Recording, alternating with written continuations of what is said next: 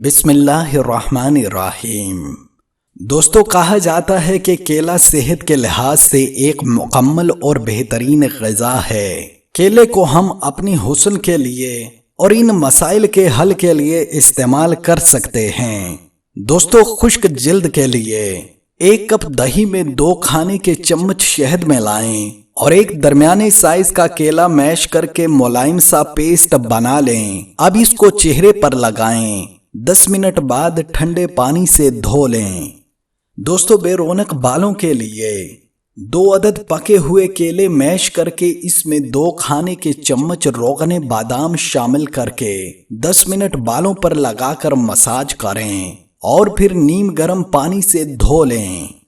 चिकनी जिल्द के लिए केले का इस्तेमाल: 1 अंडे की जर्दी, 2 खाने के चम्मच रोगने बादाम और 1 केला मैश करके अच्छी तरह मिक्स कर लें। अब इसको मुल्तानी मट्टी में शामिल करके चेहरे पर लगाएं और 20 मिनट बाद चेहरा धो लें।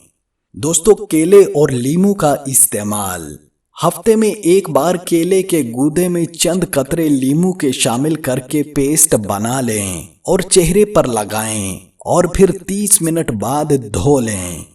चेहरे की नमी के लिए केले के छिलके को अंदरूनी हिस्से से 15 मिनट चेहरे पर मसाज करें। इससे चेहरे से पानी की कमी दूर होगी और स्याह निशानात भी दूर हो जाएंगे।